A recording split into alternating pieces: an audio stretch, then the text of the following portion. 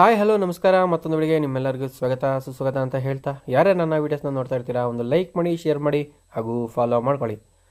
ಸ್ನೇಹಿತರೆ, ತುಂಬ ದಿನಗಳಾಗಿತ್ತು ನಾನು ಬೋರ್ವೆಲ್ ಸ್ಕ್ಯಾನಿಂಗ್ ವೀಡಿಯೋಗಳು ಅಪ್ಲೋಡ್ ಮಾಡೋದು. ಸೊ ಕಾರಣ ಅಂದರೆ ಸ್ವಲ್ಪ ಹುಷಾರಿರಲಿಲ್ಲ. ಸೊ ಇದಕ್ಕೋಸ್ಕರ ಇನ್ಮೇಲಿಂದ ವೀಡಿಯೋಗಳು ದಿನನಿತ್ಯ ಅಪ್ಲೋಡ್ ಮಾಡ್ತಾ ಇರ್ತೀನಿ. ಫ್ರೆಂಡ್ಸ್, ಇವತ್ತು ನಾನು ಹೋಗಿದ್ದೆ ಮೇಡಳ್ಳಿ ಹತ್ರ ಇರೋ ಒಂದು ಕಸ್ಟಮರ್ ಒಬ್ಬರು ತಮ್ಮ ಬೋರನ್ನು 500 ಅಡಿ ಹೊಡೆಸಿದ್ದಾರೆ. ಬಿಲ್ಡಿಂಗ್ಗೋಸ್ಕರ ಹೊಡೆಸ್ಕೊಂಡಿದ್ದಾರೆ ಈ ಬೋರ್ನ. ಸರ್, ಬೋರ್ ಕೊರೆದಾಗ 2 ರಿಂದ 3 ಇಂಚು ನೀರು ಬಂದಿತ್ತು. ಸೊ ಇವಾಗ ನೀರು ಒಂದು 2 ನಿಮಿಷ ಬಂದುಬಿಟ್ಟು ನಿಂತೋಗ್ತಾಯಿದೆ.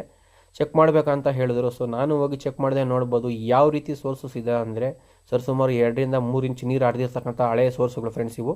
ಸೊ ಇದೇ ರೀತಿ ಒಂದು 3 ರಿಂದ 4 ಸೋರ್ಸ್ಗಳು ಅಂತಕ್ಕಂಥ ಇದರಲ್ಲಿ ಸಿಕ್ಕಿದೆ.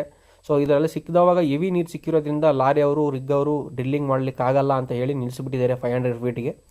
ಸೊ ಇವರು ಇರಲಿ ಅಂತ ಬಿಲ್ಡಿಂಗ್ ಎಲ್ಲ ಕನ್ಸ್ಟ್ರಕ್ಷನ್ ಆದಮೇಲೆ ಮೋಟ್ರ್ ಅಂತಕ್ಕಂಥದ್ದನ್ನ ಇಳಿಸಿದ್ದಾರೆ. ಮೋಟ್ರ್ ಎಲ್ಲ ಇಳಿಸಿದ ಮೇಲೆ ಕೇವಲ 5 ನಿಮಿಷ ಬಂದು ನೀರು ನಿಂತೋಗ್ತಾಯಿದೆ. ಯಾಕೆ ನಿಂತೋಗ್ತಿದೆ ಅಂತ ಸ್ಕ್ಯಾನಿಂಗ್ ಮಾಡ್ಬೇಕಂತ ಹೇಳಿದ್ರು.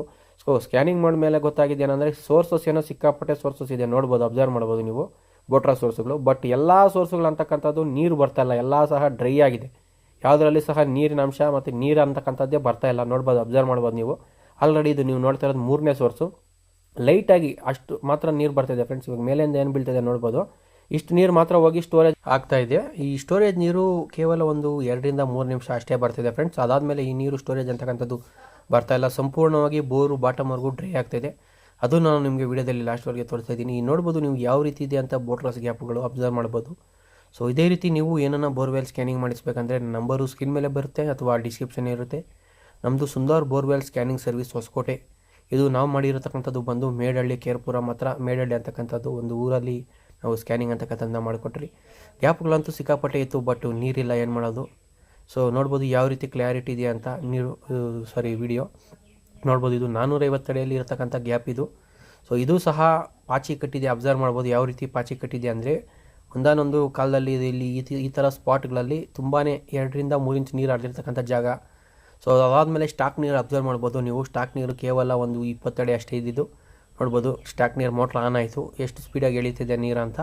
ಮೇಲೆಯಿಂದ ಜನ ನೀರು ಮಾತ್ರ ಸ್ಟೋರೇಜ್ ಆಗ್ತಿರೋದ್ರಿಂದ ಕೇವಲ ಕೆಳಗಡೆ ಮಾತ್ರ ನೀರು ಸ್ಟೋರೇಜ್ ಆಗ್ತಿದೆ.